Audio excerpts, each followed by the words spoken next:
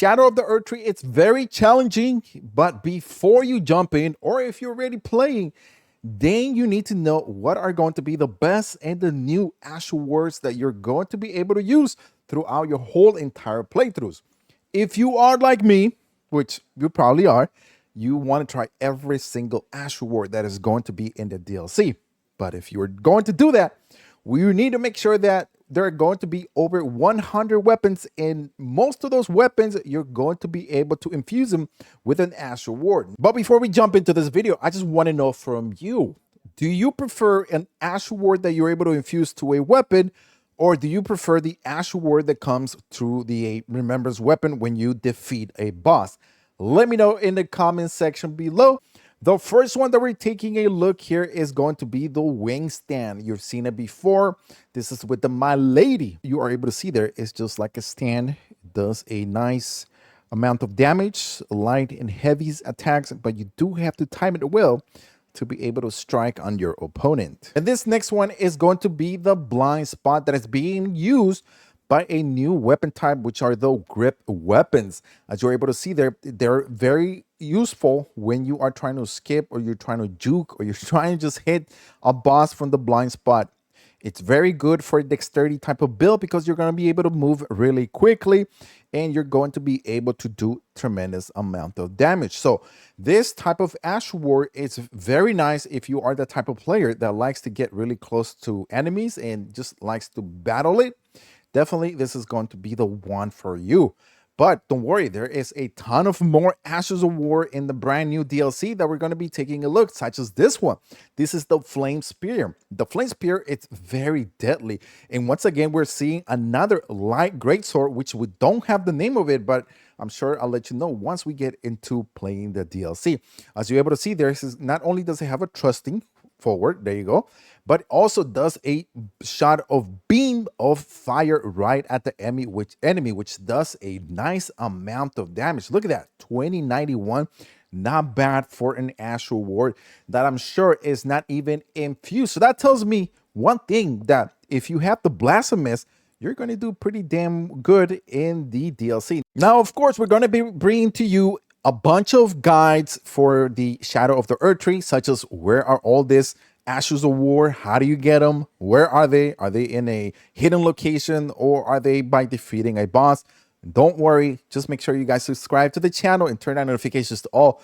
Trust us, we will keep you covered with builds and much more from day one. This next one is the Kick Ash War. That's pretty much a lot of damage, as you're able to see there, but you are going to need to get very close, and this is, you're going to be able to use this type of Ash War only if you are using the new weapon type, which is the perfumes. So if you are using any of them, you're going to be able to use them. Now, this one here is one of the most amazing ones, and it's the Endure. Now, you're able to use them with any great hammers that you're able to get. What you do there is just you throw the hammer, just like Thor. Now, we are able to take a look at another weapon type, which is going to be the physical one, which you are kind of like a Kung Fu type of player. It's the Dry Leaf Whirlwind. You are able to just fist yourself out of trouble and kicking, which does a huge amount of damage. Now, at the same time, you're going to be very easy target, but if you are able to use this to your advantage, you are able to take down bosses really fast, which makes the Dry Leaf Whirlwind very potent. Now, there are a bunch of weapons that you're going to be able to infuse with this Ash Award, so be on the lookout. Next one is the Piercing Throw, which you are able to use with any throwing knives.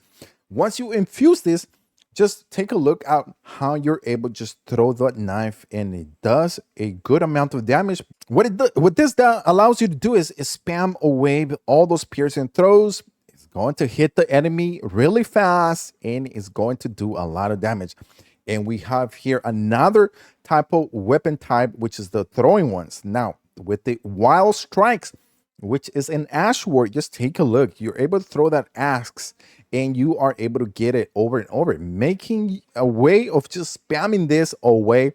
And it's just going to make a good use of those weapons that we never had a good use for them. Now, in the DLC, we're going to be able to do that. And here again, we are able to take a look at the Endure. Once again, you're able to spin it and throw it, which if you have it optimized, you can do a nice amount of 2,000 damage, which it's really crazy, and that is not even optimizing it well.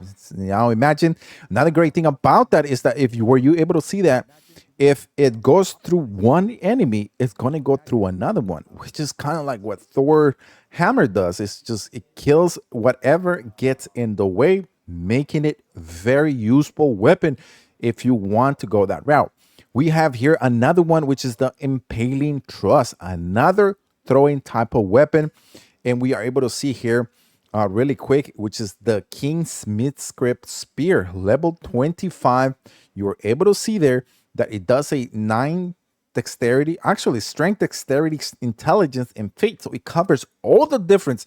So this makes me believe that we're going to be able to use this just about in any build, such as like if you want to have a side weapon, definitely this is probably going to be something very useful. A lot of builds coming in your way.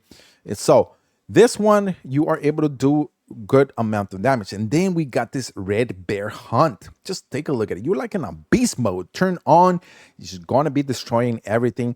And once again, this is going to be another hand type of combat weapon that you're going to be able to just find, unlocked, and use. In this case, we're going to be able to use the bear hand hunt. Now, take a look at it here.